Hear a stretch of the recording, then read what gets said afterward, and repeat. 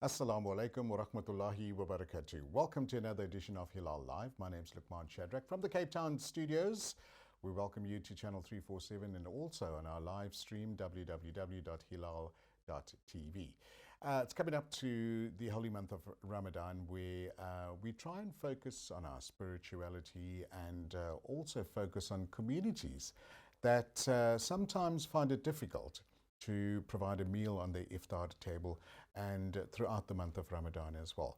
And there are various organizations that assist with this and try to alleviate some of those challenges. And a young man that's been doing this for a long time, he's also a good friend and an ex-colleague at a radio station that I used to work with, Brother Shafiek Sedick. Assalamu alaikum.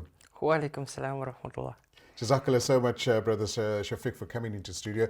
Our guests all know you from Voice of the Cape and being linked with various projects with Voice of the Cape as well, but they don't know the other side. Maybe not too many people know about the other side where you and your organization does so much in our communities in the Western Cape. But before we get there, give us a background. How long have you been in the media field and also in the organization that provides sustenance to some of the communities?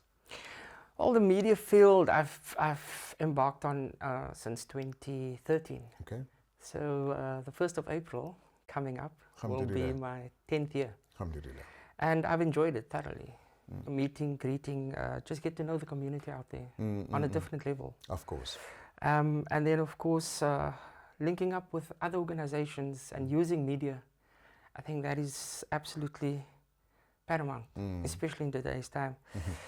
Then, of course, we were very involved with the masjid is concerned in our areas. Okay. And we cooked throughout the month of Ramadan.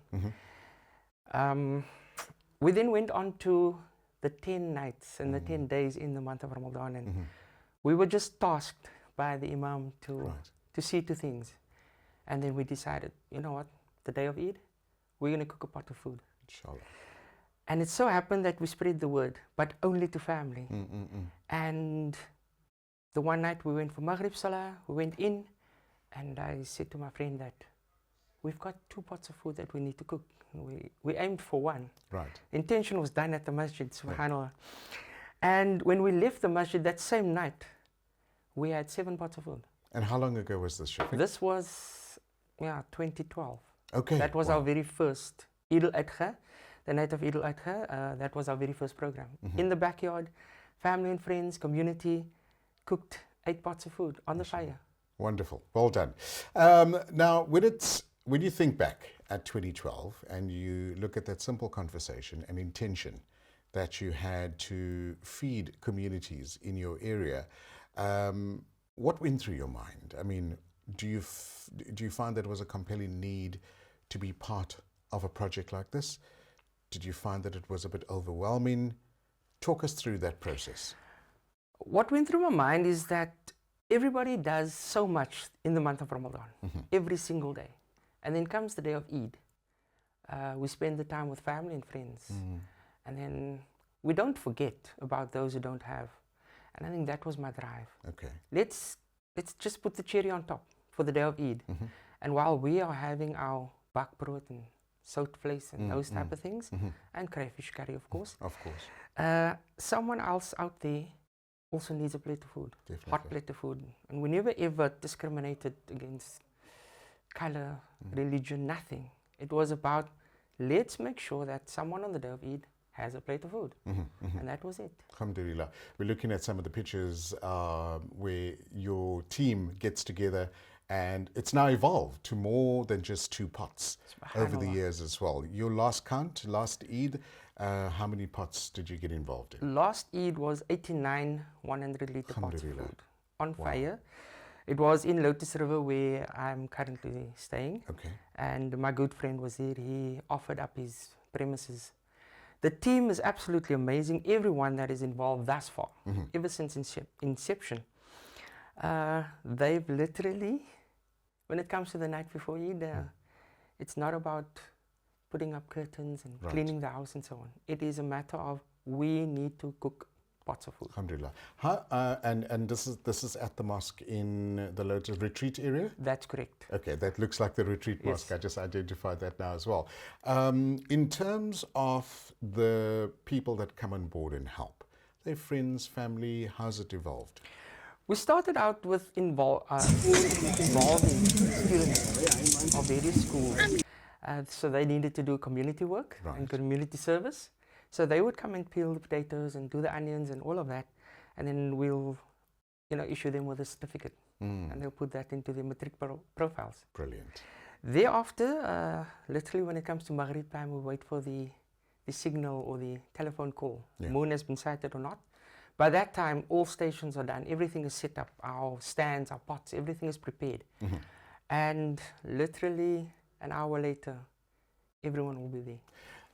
To this date, did you open up an organization, an NPO, or do you just go on the community that supports this project?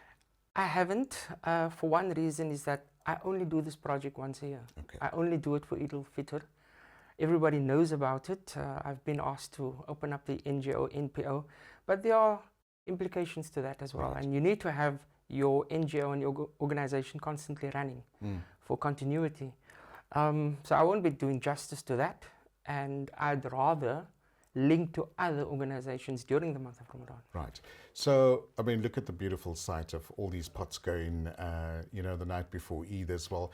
How did you manage to grow this to this scale? I mean, from 2 pots 10 years ago to now scaling it to 89 and inshallah more pots as well.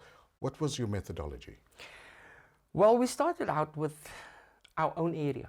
So when we started with the 8, 2 pots went to this masjid, 2 pots to that masjid. We focused on our area. Okay. But at the masjid, it was never about we're feeding the Muslims on the day of Eid.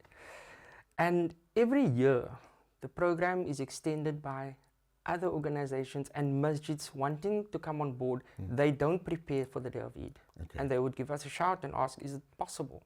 Can we get a pot of food or 2? And we would never say no. Okay. So that increases the numbers. Right. But it also makes the task a bit more difficult because then we need to have a bigger area. The logistics around it. Everything just increases. That becomes challenging. Absolutely. Okay. The volunteers and people that assist must be salt of the earth people. Wow. Amazing crew. Everyone. Yeah. From the start of the program to the end, I have quite a few guys that will stay till the end. When I say till the end, that last pot of food goes out. It goes, either gets delivered or someone come to fetch it. And that could be 20 minutes before masjid time for Eid. Wow. Sure, that's cutting it tight, eh? So you've grown to 89 pots, but I would imagine that the logistics, you've identified a special area, now you've got somebody that's offered their house, but what about the ingredients? Surely that's a mammoth task to raise, quite a bit of ingredients to cook for 89 pots. How did you go about doing that? I'll say this with a smile because we needed to work differently and smart, and I think we've almost got that right. Okay. We'll have a list of ingredients, we'll send it out, everyone posts it, and then someone will call and say, take the specific ingredient off. I will make sure you have it. And that has made our lives so much more easier. The biggest ingredient and commodity where money is concerned is obviously your chicken. So we're looking at 2.5 tons of chicken. Wow. Yeah. Wow, that's a lot. It is a lot. Fortunately, and alhamdulillah, and I hope you don't mind me saying this, but we do have a few businesses that contribute. So they would offer special prices and we'll buy from them, and then they'll also they'll contribute. So why not support our businesses? Of course, Yeah. of course. So the one being Fairfield Butcher, Okay. we purchase from them and they deliver as well. So it also becomes risky not knowing if the moon has been sighted that night. Ah, yes. And I'm sitting with 2 tons of chicken. Yes. Needs to go back into freezers and fridges and all of that. So that relationship is another part of this program. Nice. Building, we've got quite a few people, families that will come on board and say, you know what, you need 3,000 to 4,000 kilos of rice. We'll sort it out for you. Wow. And I think over the years, I've been very finicky when it comes to my ingredients. I would want only the best. But I've also realized that because of the cost of living, everything goes up. Someone will offer the rice 4,000 kgs, and they will bring you 4,000 kgs of a rice that they could afford. Right. We make it work. Okay. Absolutely. Okay.